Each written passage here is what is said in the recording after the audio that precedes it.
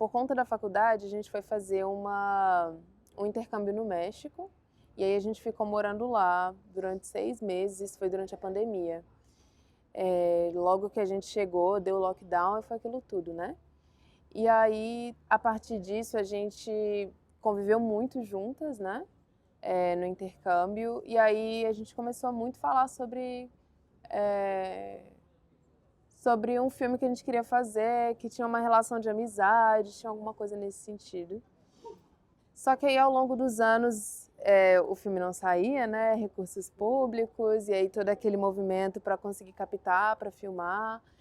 E foi a partir dessa experiência que eu comecei a me aproximar da história da Maria Papuda, que é uma mulher, que foi uma mulher, né?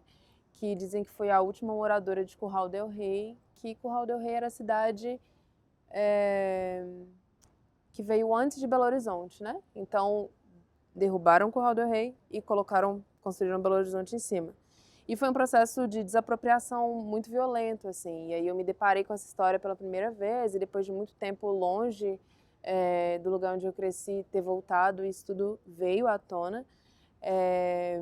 E aí essa história começou a invadir o filme, assim, basicamente. Essa foi a minha sensação de tentar escrever sobre outra coisa, mas não conseguir escrever sobre outra coisa que não tivesse a ver com isso. Eu acho que quando a gente tá lá fazendo intercâmbio, a gente volta, e a Larissa volta, né, para terminar de escrever esse roteiro no território dela, acho que são primeiros pensamentos, primeira consciência de ser latino-americano, e isso vai acabando se afunilando, né, tipo, ser brasileiro e ser mineiro e ser de Contagem, e todo esse processo de acesso mesmo ao território que as próprias pessoas em Belo Horizonte construíram e foram tiradas de lá, né? Porque esse processo que a Lari conta muito é muito esse processo de despropriação, de expulsão das pessoas que moravam ali naquele espaço. Eu sinto que o filme se escolheu também, porque ao longo do processo todo, isso eu digo tanto na fase de pesquisa, quanto na fase de escrita, quanto na fase de produção, inclusive. Eu acho que as coisas elas foram se abrindo até pelas pessoas que a gente agregou, né, no processo. Mas eu acho que nesse filme talvez tenha sido um abre-alas, assim, eu acho, um abridor de portas, talvez um divisor de águas para poder falar sobre isso.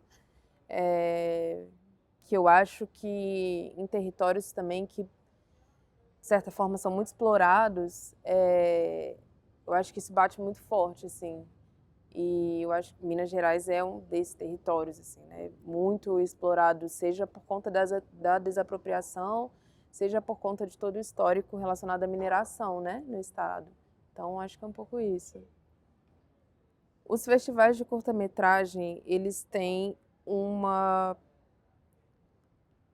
função essencial nisso, porque fora de festival as pessoas não veem curtas. Eu acho que essa é um pouco a minha sensação, assim. Porque eu acho que é a partir daí que as pessoas ficam conhecendo essa outra forma de fazer cinema, né? Que aí, às vezes, o pessoal nem sabe como que se começa a fazer um filme, e aí, tipo, as pessoas conhecem mais os longas, né? Ou as séries, e aí, caraca, existe essa forma que é fazer um filme menor, né? Então... E é isso, assim, de sentir como os filmes, como a curadoria pensou uma forma de fazer esses filmes dialogarem entre si,